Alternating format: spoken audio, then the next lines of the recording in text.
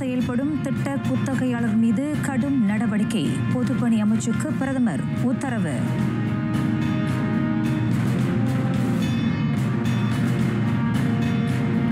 Thailand கம்போடிய எல்லையில் மீண்டும் ஆயுத மோதல். நிலைமையை கவனமாக கையாளும்படி மலேசியா அறிவுறுத்தல்.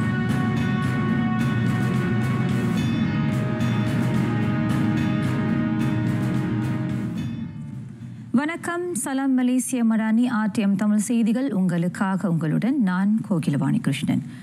கட்டுமான திட்டங்களில் மெத்தனம் காட்டும் அட்டவணைப்படி திட்டத்தை முடிக்க தவறும் குத்தகையாளர்களுக்கு எதிராக கடும் நடவடிக்கை எடுக்க வேண்டும். பொதுப்பணி அமைச்சுக்கு அந்த உத்தரவை பிறப்பித்தார் பிரதமர். மக்கள் நலன் தொடர்பான பல்வேறு மேம்பாட்டு திட்டங்கள் துரிதமாக நிறைவேற்றப்பட அது அவசியம் என டத்துஸ்ரீ அன்வார் இப்ராஹிம் வலியுறுத்தினார். நாட்டில் மேம்பாட்டு திட்டங்களை மட்டுமல்லாது பாதிக்கப்பட்ட அடிப்படை வசதிகளையும் சீரமைக்கும் மறு கட்டுமானம் செய்யும் மாபெரும் பொறுப்பு பொதுப்பணி அமைச்சுக்கு உண்டு. மக்களின் கோடிக்கணக்கான நிதியையும் அது உட்படுத்தியிருக்கிறது. அதற்கான பணிகள் ஒப்படைக்கப்படும் குத்தகையாளர்களை அமைச்சு கண்காணிக்க வேண்டும். காலம் தாழ்த்தும் மெத்தனம் காட்டும் குத்தகையாளர்கள் மீது பொதுப்பணி அமைச்சு கடும் நடவடிக்கை எடுக்க வேண்டும் என பிரதமர் உத்தரவிட்டார். அதேவேளை திட்ட செயலாக்கத்தையும் அமைச்சு கண்காணிக்க வேண்டும். தடைகள் இருப்பின் விரைந்து தீர்வு காணப்பட வேண்டும் என்றும் அவர் கேட்டுக்கொண்டார். பொதுப்பணி அமைச்சின் மாதாந்திர கூட்டத்தில் டத்துஸ்ரீ அன்வார் உரையாற்றினார். இவ்வேளையில் நாடு கொண்டிருக்கும் அரசியல் நிலைத்தன்மையை எல்லா தரப்பினரும் சாதகமாக்கிக் கொள்ள வேண்டும் என பிரதமர் கேட்டுக்கொண்டார். குறிப்பாக மக்கள் நலன் பேணும் திட்டங்களை வகுக்கவும் செயல்படுத்தவும் இது சரியான தருணம் என அவர் சுட்டினார். நாடு சில காலம் அரசியல் நிலைத்தன்மையற்று இருந்தது. மக்களின் ஆதரவுடன் அவற்றை சீர்படுத்தி கடந்த 3 ஆண்டுகளாக மலேசியா முன்னேற்றத்தை நோக்கி பீடு நடை போடுகிறது. 52 விழுக்காட்டு வளர்ச்சி, வேலையில்லாதோர் விகிதம் 3 விழுக்காட்டுக்கு குறைந்தது. வறிய நிலை -9 விழுக்காட்டுக்கு சரிந்தது. பேரளவிலான முதலீடு என நாட்டின் வரலாறு மீண்டும் சரிப்படுத்தப்பட்டிருப்பதாக டத்துஸ்ரீ அன்வார் குறிப்பிட்டார். தாய்லாந்து கம்போடிய எல்லையில் மீண்டும் ஆயுத மோதல். நிலைமையை கவனமாக கையாளும்படி அவ்விரு நாடுகளுக்கும் டத்துஸ்ரீ அன்வார் அறிவுறுத்தினார். அணுகுமுறைகளையும் தொடர்பு வழிகளையும் சரியாக பயன்படுத்தும்படியும் பிரதமர் கேட்டுக்கொண்டார். தாய்லாந்தும் கம்போடியாவும் ஆசியான் உறுப்பு நாடுகளாக மட்டுமல்லாது மலேசியாவின் நெருங்கிய நட்பு நாடுகளாகவும் விளங்குகின்றன. அவற்றின் எல்லை தகராற்றை முடிவுக்கு கொண்டு வந்து அமைதியை நிலைநாட்டும் எல்லா நடவடிக்கைகளுக்கும் மலேசியா ஆதரவு நல்கும் என பிரதமர் உறுதியளித்தார். சர்ச்சைகளால் அமைதியின்மையை இந்த வட்டாரம் நீண்டகாலம் எதிர்கொள்ள இயலாது. எனவே மோதல்கள் கைவிடப்பட்டு பொதுமக்கள் பாதுகாப்புக்கு முன்னுரிமை வழங்கப்பட வேண்டும். சட்டத்தின் அடிப்படையில் அரச தந்திர உறவுகளுக்கு புத்துயிர் அளிக்க வேண்டும் என்றும் டத்துஸ்ரீ அன்வார் கேட்டுக்கொண்டார். 4 லட்சம் ரிங்கேட் கையூட்டு பெற்ற குற்றச்சாட்டை படாங் சராய் நாடாளுமன்ற உறுப்பினர் டத்து அஸ்மான் நஸ்ருடின் எதிர்கொண்டுள்ளார். 2020ஆம் ஆண்டில் கெடா மாநில அரசாங்கத்தின் இறைச்சி மாடு வளர்ப்பு திட்டம் தொடர்பில் அந்த பிரிகத்தா நேஷனல் உறுப்பினர் ஊழல் புரிந்ததாக குற்றம் சாட்டப்பட்டுள்ளது. ஷாலாம் செஷன் நீதிமன்ற நீதிபதி டத்தோ முகமது நசீர் நூருடின் முன்னிலையில் வாசிக்கப்பட்ட அந்த குற்றச்சாட்டை டத்தோ அஸ்மான் மறுத்தார். டத்தோ அஸ்மான் வணிகரான அமார் அசுவாட் அபுபக்கர் உடன் சேர்ந்து முகமது அசன் நயீம் ஃபவுசியிடம் 4 லட்சம் ரிங்கிட் கையூட்டு பெற்றதாக குற்றப்பத்திரிகையில் குறிப்பிடப்பட்டுள்ளது. ஃபிட்லோட் கெடா அக்ரோ தோட்டத்தில் கூட்டு தொழில் முறையில் மாடுகளை வளர்க்கும் திட்டத்தை பெற்றுத் தருவதற்காக அந்த கையூட்டை அவர் பெற்றதாக கூறப்படுகிறது.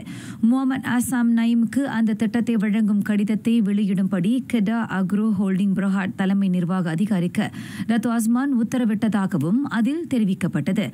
2020 ஜூன் 23ஆம் நாள் பண்டாபாரு பாங்கியில் அவர் அந்த குற்றத்தை புரிந்ததாகவும் குற்றம் சாட்டப்பட்டுள்ளது.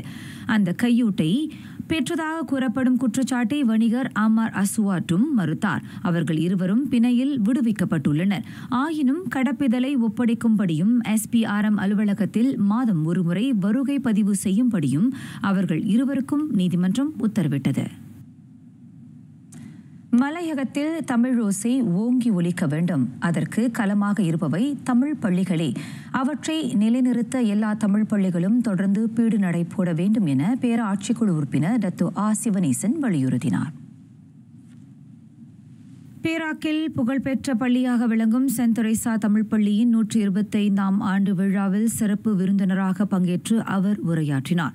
மாநில அரசு தமிழ் பள்ளிகளின் வளர்ச்சிக்கு நிதி உதவி வழங்கி வருவதை டாக்டர் சிவனேசன் சுட்டினார். இந்த பள்ளி கடந்த 2023 மாநில அரசாங்கம் RM 20,000 மில்லி ரிங்கெட் வழங்கியிருக்கோம்.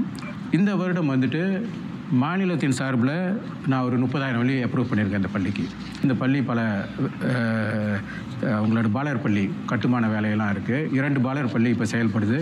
3வது பாலர் பள்ளிக்கு கட்டுமான வேலை பார்த்துருக்காங்க. அதுக்கும் மாநில அரசாங்கம் நிச்சயமாக நிதி ஒதுக்கும். தமிழ் பள்ளிகளுக்கு செல்லும் மாணாக்கர் எண்ணிக்கையும் ஆண்டுக்கு ஆண்டு அருகி வருகிறது. அந்த சிக்கல்களை களைய பெற்றோர்களின் ஒத்துழைப்பும் ஆதரவும் மிக அவசியம் என அவர் கேட்டுக்கொண்டார். 125 ஆண்டுகளை கடந்து பயணிக்கும் சென்ட் தெரேசா தமிழ் பள்ளியின் அனைத்து வெற்றி கதைகளும் சாதனையாக்கப்பட்டு அடுத்த தலைமுறையினருக்கு கொண்டு செல்லப்பட வேண்டும் என டாக்டர் சிவனேசன் வலியுறுத்தினார். 7,51,421 2024 டிசம்பர் வரையில் சமூக நலத்துறையில் பதிந்து கொண்ட உடற்குறையுடையோர் எண்ணிக்கை அது.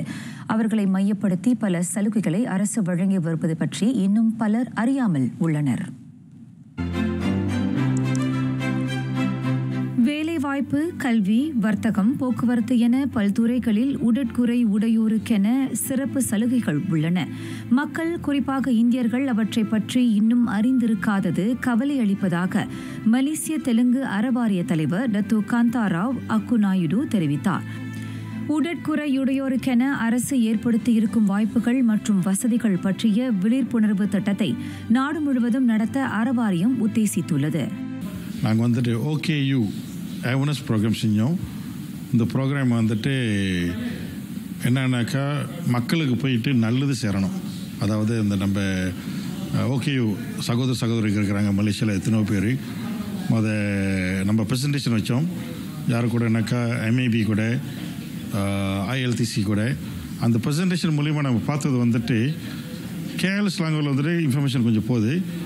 அதாவது கட்டா, பேரா, பஹாங், சராம்பான் இதுக்கெல்லாம் அந்த இன்ஃபர்மேஷன் சரியாக போக மாட்டுது.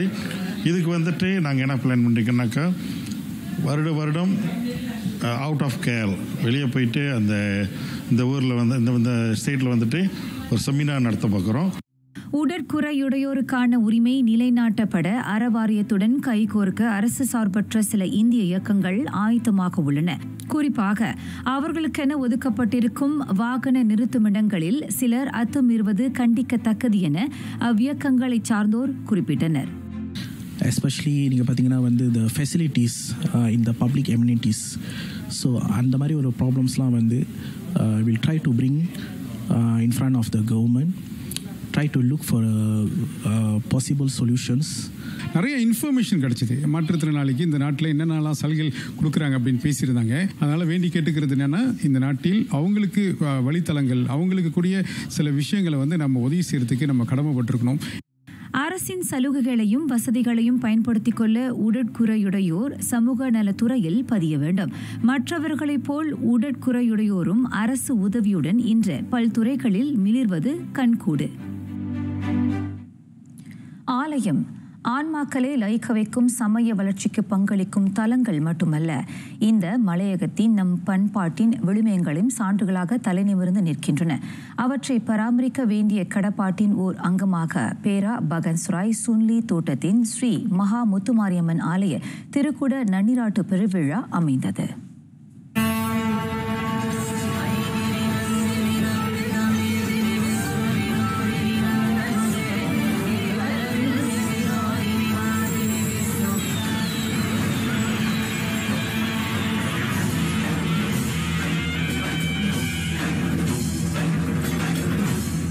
வழித்துணையாய் வந்த தெய்வத்துக்கு வாழ வந்த இடத்தில் ஆலயம் அமைத்தனர் நம் முன்னோர்கள்.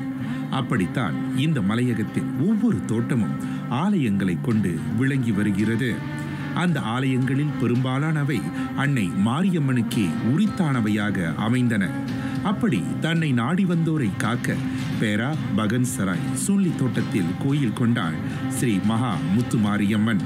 சுமார் 100 ஆண்டுகளுக்கு முன் குராவ் ஆற்றங்கரையில் இருந்த கரும்பு தோட்டத்தில் வேலை செய்ய தென்னிந்தியாவில் இருந்து கொண்டு வரப்பட்ட தொழிலாளர்கள் அக்கி தோட்டத்தில் குடியமர்த்தப்பட்டனர். பின்னர் வசதி கருதி 1930ஆம் ஆண்டுகளில் சூன்லி தோட்டத்தில் அவர்கள் குடியமர்த்தப்பட்டனர். அவர்களோடு அன்னை முத்துமாரியும் குடியேறினாள். வெள்ளைக்காரர்களின் துண்டாடலுக்கு பின் 1969ஆம் ஆண்டில் தேசிய நிலநிதி கூட்டுறவு சங்கத்தின் வசமானது சூன்லி தோட்டம். தகர கொட்டகையாயிருந்த ஆலயம் துன் வீட்டி சம்பந்தனின் ஆதரவில் உருமாறி அப்போது குடமுழுக்கும் கண்டது. கருமாறி உருமாறி காசினியோர் துயர்மாறி கலைகின்ற முத்துமாறி அருள்மாறி அடியார்க்கு பொழிய அமர்ந்தவளுக்கு 2008ஆம் ஆண்டு புதிய ஆலயம் அமைக்கப்பட்டது. 2020ஆம் ஆண்டில் நடைபெற்றிருக்க வேண்டிய குடமுழுக்கு கோவிட்-19 பரவலால் காலம் தாழ்ந்து நேற்று சிறப்புற நடந்தேறியது. இந்த இடத்துல இந்த சூழி தோட்டத்தோட மாரியம்மன் கோயில்ன்றது இந்த இடத்துல இவங்க தான் முந்திலிருந்து ஆரம்ப காலத்துல ஒரு பிரதானமான அம்மனா இருந்திருக்காங்க. குறைந்தபட்சம் ஒரு 5 தலைமுறைக்காவது இவங்க 100 வருடத்துக்கு மேல உள்ள ஒரு கோயில்னு சொல்லியிருக்கிறாங்க. இந்த இடத்துல இந்த மகான் சிலை இடத்துல வந்துட்டு ஒவ்வொரு வருடமும் திருவிழா இந்த அம்மனுக்கு தான் முதல்ல செய்கிறாங்க. இங்கே செஞ்சதுக்கப்புறம் தான் பிறகு இங்கே இருக்கிற மற்ற அம்மன் கோயில்கள்லாம் செய்ய ஆரம்பிக்கிறாங்க. ஸோ சீரமைப்பு காலங்களில் ஒரு சில வருஷங்கள் நம்மளால் செய்ய முடியல. கோவிட் காலத்திலே ஒரு சில பிரச்சனைகளால எல்லாம் சிறப்பாக செஞ்சு முடிச்சிட்டோம். அடுத்த வருஷம் திருவிழாவையும் செய்கிறதுக்கு ஆலய நிர்வாகம் ஏற்பாடு பண்ணிக்கிட்டு இருக்காங்க. கண்டிப்பாக திரும்ப பழைய மாதிரி சிறப்பாக செய்ய ஆரம்பிப்பாங்க. சிவனாடியும் பேச்சியம்மா ஐயா ஆடியும் துர்க்கை அம்மா அதெல்லாம் புதுசாக தை மாதத்தில் தான் திருவிழா அங்கே நேர்ந்துச்சு. தை முடியறதுக்குள்ள நினைமதி திருவிழா வெள்ளிக்கிழமை செவ்வாய்க்கிழமை தேவார கிளாஸ் இருக்கும். ஒரு 100-150 வருவாங்க. இந்த சுற்று வட்டாரத்தில் முத்துமாரியம்மன் கோயில் எடுத்துக்கிட்டால் நம்ம இந்த எஸ்டேட்டில் தான் இருக்காங்க. ஸோ வேண்டிக்கிட்டு மடிப்பச்சை எடுத்து அம்மா போட்டவங்களுக்கு ரொம்ப வேண்டிக்கிட்டு அம்மனை வேண்டிக்கிட்டு போகிறவங்களுக்கு அந்த வேண்டுதல் நிறைவேறுது. அதனால் அதுக்கு ஒரு பிரதிபலிப்பாக இங்கே கூழ் காசியும் சரி இல்லை கஞ்சி காசி ஊற்றியும் சரி வேண்டுதலை செஞ்சுட்டு போகிறாங்க. அந்த முத்துமாரியம்மன் வேண்டுவருக்கு வேண்டு வரங்களை தருகிற தாயாக இங்கே இருக்கிறாங்க. சுற்று மக்களுக்கு எல்லாருக்கும் ரொம்ப எல்லாரும் ஒரு நம்பிக்கையாக இங்கே வெளியில் உள்ளவங்க சரி இங்கே உள்ளவங்க மட்டும் இல்லாமல் வெளியில் உள்ளவங்க சரி இங்கே இந்த முத்துமாரியம்மன் வணங்கிட்டு போகிறாங்க. தேசிய நிலநிதி கூட்டுறவு சங்கத்தின் நிர்வாக இயக்குனர் டத்தோ பா சகாதேவன், தலைமை நிர்வாகி டத்தோ கிளிராஜ் சோமசுந்தரம் ஆகியோர் சிறப்பு விருந்தினர்களாக கும்பாபிஷேகத்தில் கலந்து கொண்டனர். பாகன்சராய் சுற்று வட்டார மக்கள் மட்டுமல்லாது சூன்லி தோட்டத்தின் முன்னாள் குடியிருப்பாளர்களும் திரளாக திருக்குட நன்னீராட்டு பெருவிழாவில் கலந்து கொண்டனர்.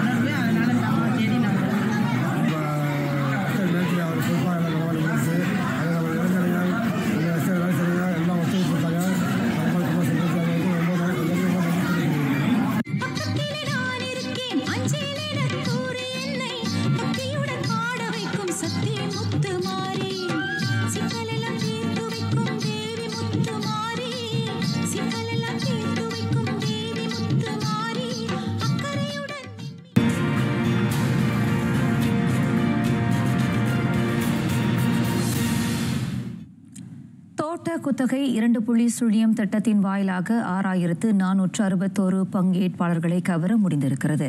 அதன் மூலம் 2021 முதல் இவ்வாண்டு அக்டோபர் முதல் 61 கோடியே 80 லட்சம் ரிங்கிட் மதிப்பில் 2,42,340 மெட்ரிக் டன் உற்பத்திக்கு வழிகோலியதாக வேளாண் உணவு உத்தரவாத துணை அமைச்சர் டத்தோ ஆத்தர் ஜோசப் குரு தெரிவித்தார். 6 கோடி ரிங்கிட் ஒதுக்கீட்டுடன் அந்த திட்டம் 13ஆம் மலேசிய திட்டத்திலும் தொடரப்படும். அக்ரிமேட்ச் வேளாண் விளைச்சலை விரிவாக சந்தைப்படுத்தும் திட்டத்தின் வாயிலாக தோட்ட குத்தகை 2.0 மேற்கொள்ளப்படும். அது வேளாண் விளைச்சலை சந்தைப்படுத்தும் முறை தொடர்ந்து வலுப்பெற்று விளங்குவதை உறுதிப்படுத்தும். மேலும் ஃபார்மா கூட்டரசு விவசாய சந்தை வாரியம், ஆக்ரோ பசார், ஆன்லைன், டிக்டாக் ஷாப், ஷாப்பி போன்ற இணையம் வாயிலான சந்தைப்படுத்துதல் மூலம் 1 கோடியே 79 லட்சம் ரிங்கிட் ரிங்கிட் மதிப்பிலான விற்பனையை மேற்கொண்டு வேளாண் சந்தையின் பொருளாதார நிலையை வலுப்படுத்தி இருப்பதையும் டத்தோ ஆத்தர் ஜோசப் குருப் சுட்டிக்காட்டினார். பூர்வகுடி சமூகத்தை வலுப்படுத்தும் முழுமையான தொழில் முனைவு பயிற்சி திட்டம் உள்ளூர் பொருளாதார ஆற்றலை அடிப்படையாக கொண்டு 4 முதன்மை கூறுகளை முன்னிறுத்தி பூர்வகுடி மேம்பாட்டுத்துறை அந்த பயிற்சி திட்டத்தை தீவிரப்படுத்தும் என கிராம வட்டார முன்னேற்ற துணை அமைச்சர் டாக்டர் ரூபியா வாங் தெரிவித்தார். பல்வேறு அமைப்புகளுடனான வியூக ஒத்துழைப்பு வாயிலாக அந்த 4 முதன்மை கூறுகளும் செயல்படுத்தப்படும். அதன் பொருட்டு சுற்றுலா கலை பண்பாட்டு அமைச்சு, மலேசிய கைவினை மேம்பாட்டுக் கழகம், வேளாண் துறை, இலக்கவியல் சந்தைப்படுத்துதலை மேம்படுத்த மாரா ஆகியவற்றுடன் கைகோர்க்கப்படும். அதன் வாயிலாக பழங்குடி சமூகத்தினர் இல்லவாசம் மற்றும் சூழியல் சுற்றுலாத்துறை நிர்வாகம், பாரம்பரிய கைவினைப் பொருட்களை புத்தாக்க ரீதியில் தயாரிப்பது, நவீன வேளாண் துறை குறித்து ஆழமாக அறிவது, வர்த்தகம் முதலியவை மீதான பயிற்சிகளை பெற இயலும். நாட்டில் 2022 முதல் 2024 வரையிலான காலகட்டத்தில் சூழியல் சுற்றுலாத்துறையில் 87 பழங்குடி தொழில் முனைவர்களுக்கு பயிற்சி அளிக்கப்பட்டது. அவர்களில் 30 பேர் ஹோம் ஸ்டேயை நடத்துவதற்கான அடிப்படை பயிற்சிகளை பெற்றவர்களை 17 பேர் 2ஆம் நிலை சான்றிதழை பெற்றனர். ஏனையோர் சுற்றுலா வாகன ஓட்டுநர், உணவு கடை ஆகிய துறைகளில் பயிற்சி பெற்றதை டாக்டர் ரூபியா சுட்டினார். நாட்டில் துரித வளர்ச்சி கண்டுவரும் தரவு மைய மேம்பாட்டால் வீடுகளுக்கான மின் மற்றும் நீர் கட்டண விகிதம் உயராது என அரசு உத்தரவாதம் அளித்துள்ளது.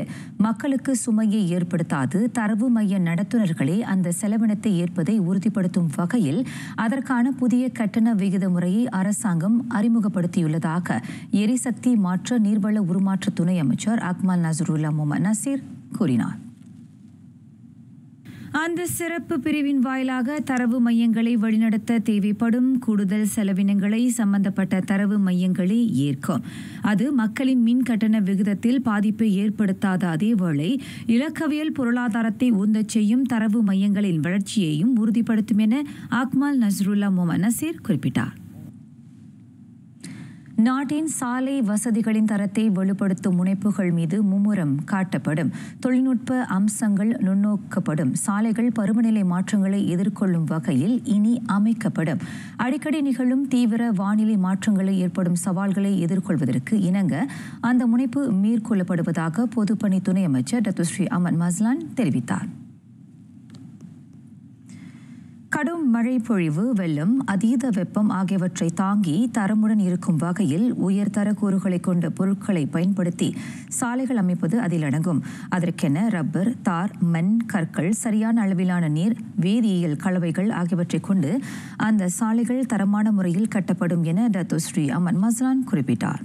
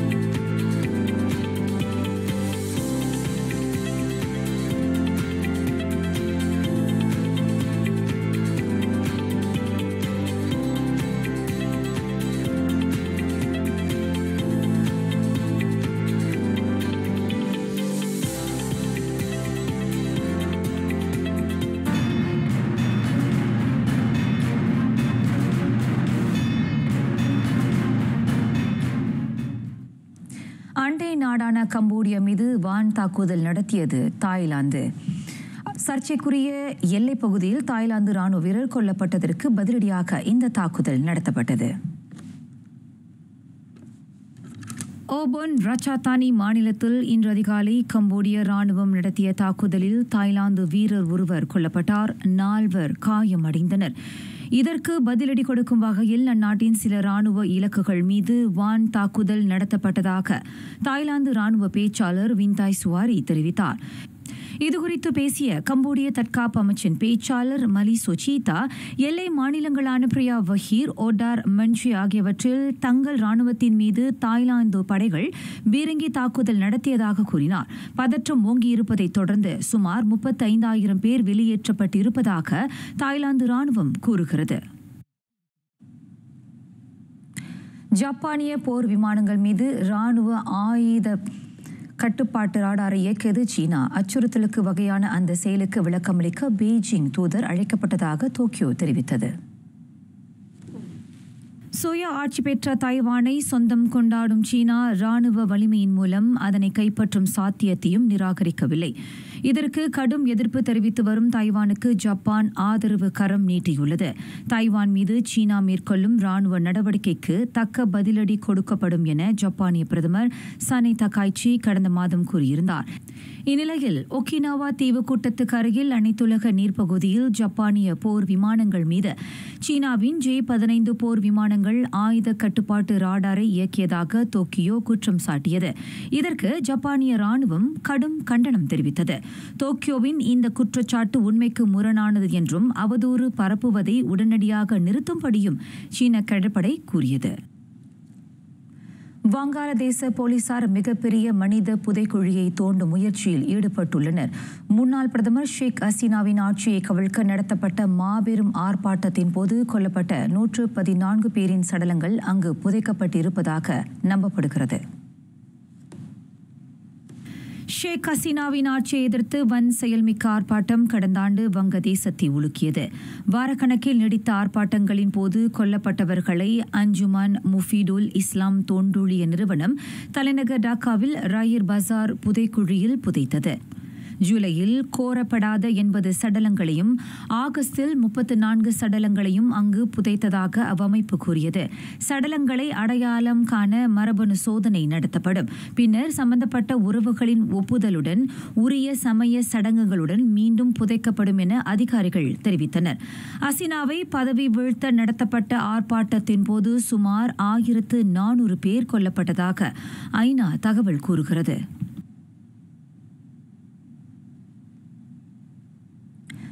ரஷ்ய தாக்குதல்களினால் யுக்ரைனில் சென்பல் அணு ஆலையில் கதிரியக்க பொருட்களை கொண்டிருக்கும் கவசத்தின் முதன்மை பாதுகாப்பு செயல்பாடுகள் பாதிக்கப்பட்டன.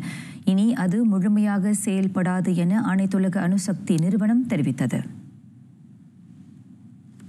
கடந்த பிப்ரவரியில் செர்னோபில் அணு ஆலையில் ரஷ்யா ஏவிய ஆளில்லா விமான தாக்குதலினால் ஏற்பட்ட பாதிப்புகள் கண்டுபிடிக்கப்பட்டது. அங்கு பேரளவில் சீரமைப்பு பணிகள் மேற்கொள்ளப்பட வேண்டும் என அணுசக்தி நிறுவனம் பரிந்துரைத்துள்ளது. இந்நிலையில் செர்னோபில் அணு ஆலை மீது தாக்குதல் நடத்தியதாக கூறப்படுவதை ரஷ்யா நிராகரித்தது. 1986 அந்த அணு உலையில் நிகழ்ந்த வெடிப்பினால் கதிர்வீச்சு பரவி ஏராளமானோர் உயிர் இழந்தனர். அப்பகுதி வாழ்வதற்கு தகுதியற்ற பகுதியாக அறிவிக்கப்பட்டது.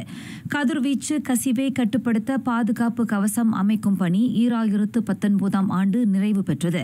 ரஷ்ய தாக்குதல்களால் தற்போது அதில் சேதமடைந்திருப்பதாக அறிவிக்கப்பட்டுள்ளது.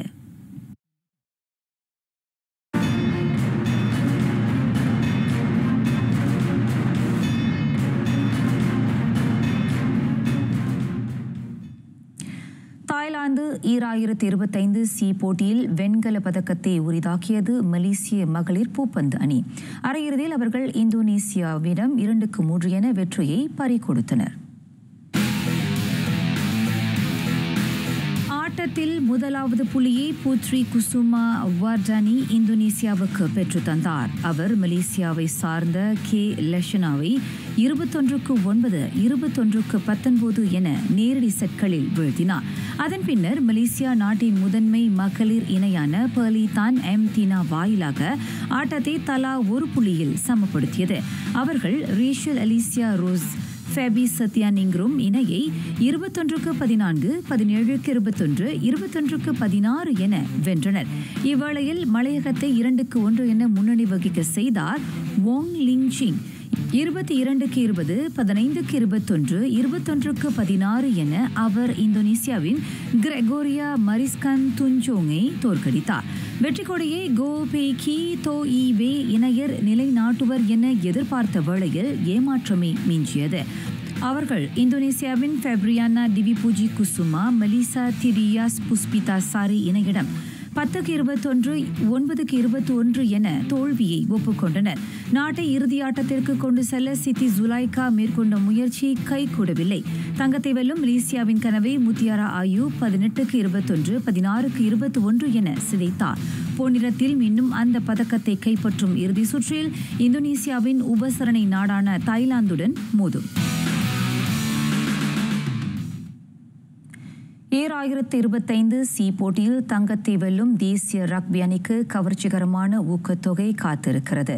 தென்கிழக்காசிய நிலையிலான அந்த போட்டியில் களம் காணும் தமது வீரர்களுக்கு அந்த நற்செய்தி ஊக்கமளிப்பதாக தேசிய ரக்பி தலைவர் அமீர் அம்ரி கூறினார்.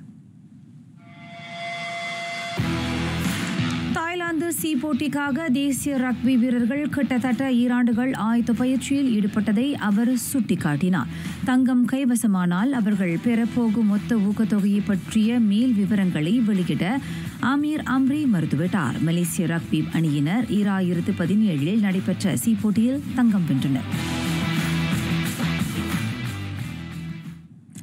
ஸ்பெயினிய லா லீகாவில் அதிர்ச்சி தோல்வியுற்றது ரியால் மட்ரிட். செல்டா விகோவிடம் அது 2-0 என வீழ்ந்தது. அவ்வணிக்கான 2 கோல்களையும் வில்லியர் ஸ்வெட்பெரிக் ஒருவரை புகுத்தினார். அந்த ஸ்வீடன் வீரர் அவ்விரு கோல்களை 54 மற்றும் 93 நிமிடங்களில் செல்டா விகோவுக்கு பெற்றுத்தந்தார். ரியாலின் 2 வீரர்களுக்கு சிவப்பு அட்டை வழங்கப்பட்டதை அடுத்து அவர்கள் திடலை விட்டு வெளியேற்றப்பட்டனர். 9 வீரர்களுடன் விளையாடிய அணி செல்டா விகோவை சமாளிக்க கடுமையாக போராடியது. அவற்றையால் 19 புள்ளிகளை திரட்டி அவ்வணி லாலிகா பட்டியலில் 10ஆம் நிலைக்கு முன்னேறியது. 2ஆம் நிலையை வகிக்கும் ரியால் முதலிடத்தில் இருக்கும் பார்சிலோனாவுடன் ஒப்பிடுகையில் 4 புள்ளிகள் குறைவாக உள்ளது.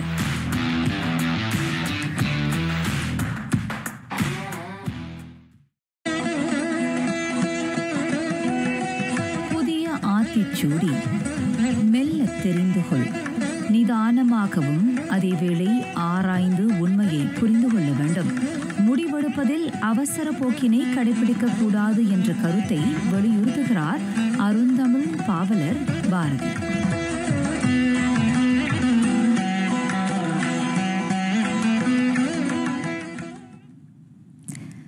நிறைவடைகின்றன RTM தமிழ் செய்திகள். எங்களோடு இணைந்ததற்கு நன்றி.